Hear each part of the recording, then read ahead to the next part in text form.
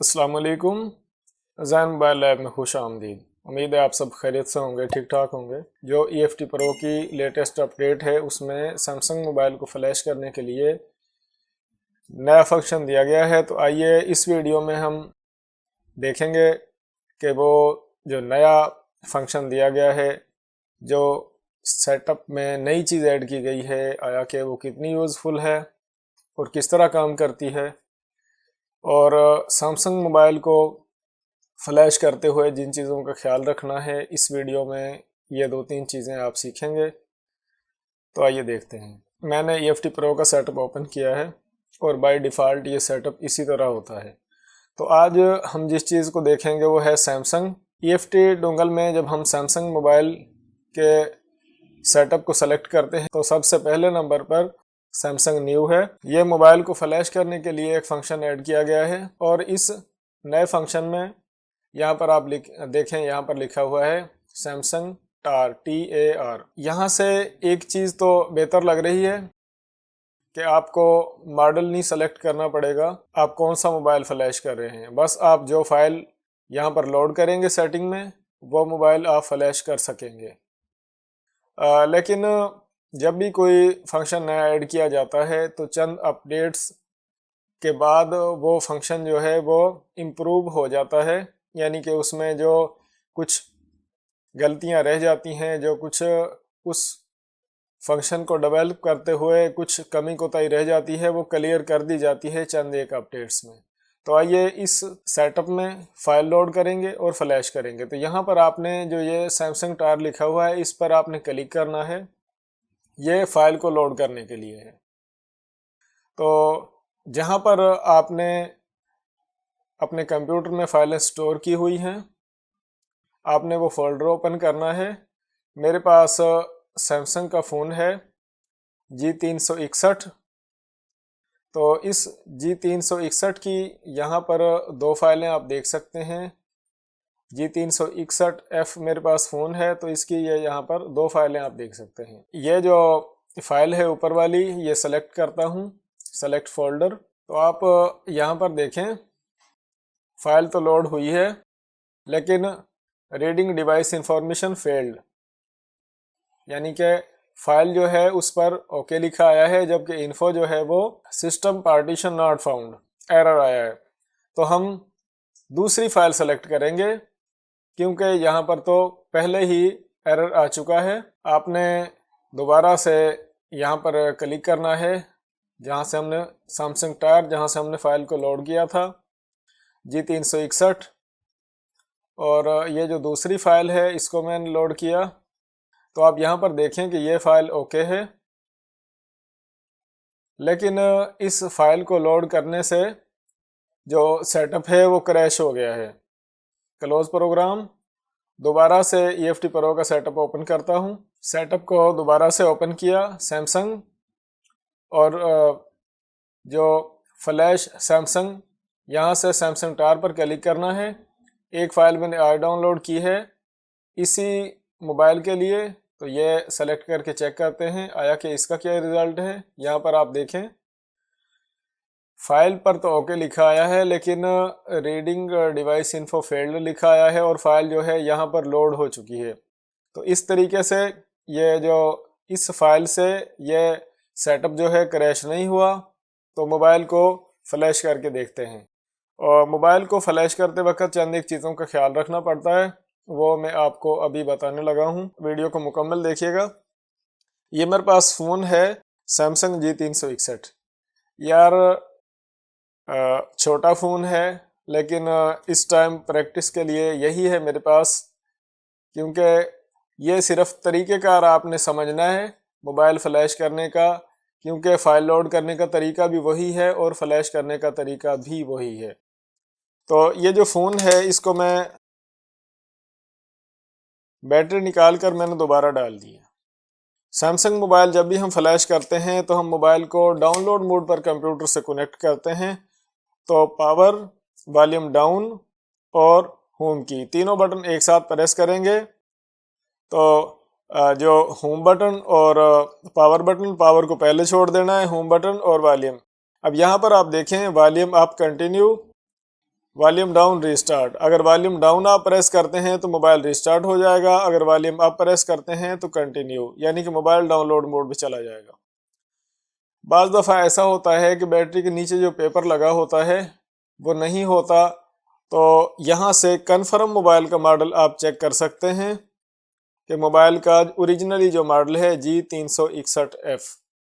अब इसके साथ एक और चीज़ है मोबाइल सॉफ्टवेयर में, वो भी मैं आपको बता देता हूँ। बैटरी निकाल कर फ़ौरन दोबारा डालने से बाज़ दफ़ा मोबाइल रीस्टार्ट हो जाता है, तो ख्याल कीजिएगा, या तो बैटरी के टर्मिनल जो है इनको हाथ से टच कर दें या थोड़ा टाइम लें फिर बैटरी को एंटर करें।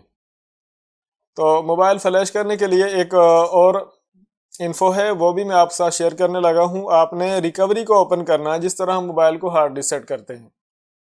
उसके लिए आपने पावर बटन, वॉल्यूम प्लस और होम की, 3 बटन जो हैं उनको एक साथ प्रेस करना है। जैसे ही डिस्प्ले आए पावर बटन को आपने छोड़ देना है, तो मोबाइल जो है उसमें रिकवरी ओपन हो चुकी है। इससे हम ये देख सकते हैं कि मोबाइल में जो पहले फाइल राइट हुई है वो इन्फो हम ले सकते हैं। और यहाँ पर देखें, जो ये फाइल में U1 लिखा हुआ है, इससे आगे अगर आप U2 वाली फाइल फ्लैश करते हैं तो वो इससे लेटेस्ट फाइल होगी। तो ये भी ख्याल रखें कि सॉफ्टवेयर को ज़्यादा बेहतरी के लिए अपग्रेड किया जाता है, डाउनग्रेड जो है वो नुकसानदेह साबित हो सकता है। तो अगर आपके पास U1 वाली फाइल नहीं है तो आप लेटेस्ट फाइल U2 वो फ्लैश करें और डाउनग्रेड बिल्कुल भी ना करें। और अगर आप चाहते हैं कि मोबाइल में फ्लैशिंग के दौरान कोई टेंशन ना हो, मोबाइल फ्लैश करने की भी तो कई वजूहात होती हैं कि बाज़ दफ़ा मोबाइल जो है उसकी फ़ाइलें डैमेज हो जाती हैं, बाज़ दफ़ा कोई वायरस वगैरह का इशू हो जाता है, बार बार ऐप क्लोज आ जाता है, या मोबाइल जो है वो लोगो पर स्टक हो जाता है। तो ये जो फाइल है, अगर इसी फाइल से आप मोबाइल को फ्लैश कर देंगे तो कोई टेंशन नहीं होगी, मोबाइल क्लियर हो जाएगा। तो मोबाइल को मैं रिस्टार्ट करके दोबारा से ले जा रहा हूँ डाउनलोड मोड पर, तो मोबाइल जो है वो इस तरीके से डाउनलोड मोड पर आ जाएगा। आपने माइक्रो USB केबल या जो भी आपके पास मोबाइल हो उसको कंप्यूटर से कनेक्ट कर देना है और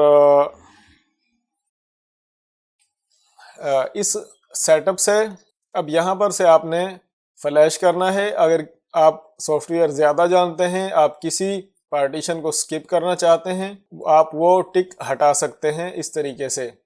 और यहाँ पर इरेज ऑल की ऑप्शन है, सब कुछ भी आप मोबाइल में से डिलीट कर सकते हैं।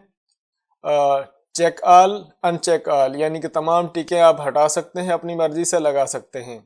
ये जो ऑटो रिबूट लिखा हुआ है, अगर ये टिक लगी होगी तो फ्लैश करने के बाद मोबाइल खुद ब खुद रिस्टार्ट हो जाएगा। तो फाइल लोड करने के लिए सिर्फ इतनी सी सेटिंग है, आपने फ्लैश पर क्लिक करना है तो फ्लैशिंग जो है वो स्टार्ट हो चुकी है। जब सैमसंग का मोबाइल हम फ्लैश करते हैं तो यहाँ पर एक बार बनता है और जैसे ही ये बार कंप्लीट होता है तो मोबाइल जो है वो मुकम्मल फ्लैश होकर रिस्टार्ट हो जाता है, रिबूट हो जाता है। EFT प्रो का कोर्स मैं आपकी राय से और अपनी मर्ज़ी से बना रहा हूँ। मुझे EFT वालों ने कोई स्पॉन्सर वगैरह या कुछ नहीं किया, तो इस सेटअप को लेकर और मोबाइल फ्लैशिंग के कोर्स को लेकर जो भी राय होगी वो मेरी अपनी राय होगी। वैसे आप सब जानते हैं कि सैमसंग मोबाइल फ्लैश करने के लिए Z3X बॉक्स जो है वो सबसे बेस्ट है, और अगर आपके पास Z3X या EFT ना हो तो आप ओडियन टूल से मोबाइल को फ्लैश कर सकते हैं। तो आप यहाँ पर देखें कुछ एरर क्रिएट हुआ है और यह जो हिडन इमेज है ये फेल्ड हो चुकी है यहाँ पर, और रिबूट भी फेल्ड हो चुका है, यानी कि तकरीबन 2 GB डेटा जो है वो राइट किया जा चुका है, लेकिन यहाँ पर एरर आया है। एक फाइल हमने लोड की तो उससे सेटअप क्रैश हो गया, दूसरी फाइल लोड की तो उससे ये दूसरी फाइल को फ्लैश करने से ये मसला आ गया। अब यही मोबाइल हम Z3X से फ्लैश करेंगे इन्हीं फाइलों से और फिर चेक करेंगे आया कि EFT प्रो में ये जो नया सेटअप दिया गया है इसमें एरर आया है ये कोई मोबाइल का मसला है या सेटअप की वजह है। तो मोबाइल है, मोबाइल को मैं बैटरी डालकर दोबारा से ऑन करता हूं तो आप देखिएगा कि मोबाइल की फ़ाइल जो है, पहले मोबाइल ऑन हालत में था, फ्लैश करने से मोबाइल जो है वो एरर आया है तो स्टक हो गया है। अब इसको दोबारा कंप्लीट फ्लैश जब तक हम नहीं करते मोबाइल कंप्लीट ऑन नहीं होगा।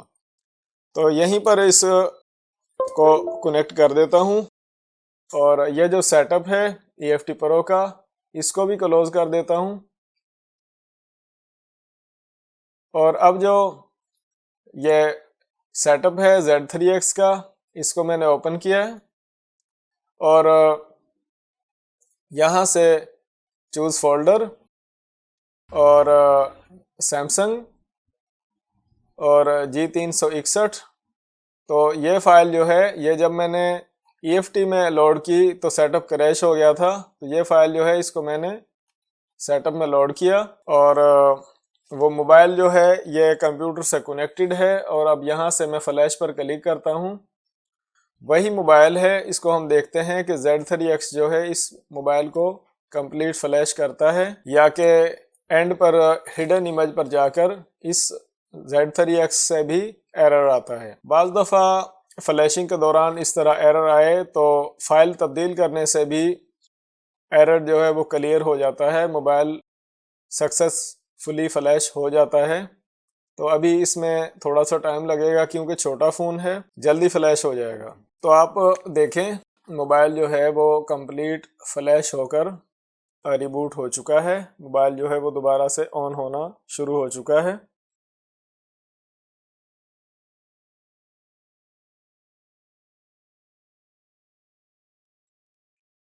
तो आप देखें कि मोबाइल जो है वो सक्सेसफुली फ्लैश होकर ऑन हो चुका है, इस्तेमाल के काबिल हो चुका है। तो आज की वीडियो में हमने सीखा कि जब भी कोई सेटअप में नई चीज़ ऐड की जाती है तो उसको फुल और फाइनल ना समझा जाए, बल्कि चंद एक अपडेट्स आएंगी तो जो इसमें एरर हैं ये डोंगल वाली ये जो EFT की टीम है इसको रिपोर्ट्स मिलती रहेंगी। तो चंद अपडेट्स के बाद ये जो नए फंक्शन ऐड किए गए हैं ये इम्प्रूव हो जाएंगे। उम्मीद करता हूँ कि सैमसंग मोबाइल को फ्लैश करने की जो एक दो चीज़ें मैंने आपके साथ शेयर की हैं, इससे आपको मोबाइल फ्लैशिंग में ज़रूर हेल्प मिलेगी। अगर वीडियो अच्छी लगे तो मेरे चैनल ज़ैन मोबाइल लैब को सब्सक्राइब कर लें, वीडियो को कंप्लीट देखा करें, अपना ख्याल रखें।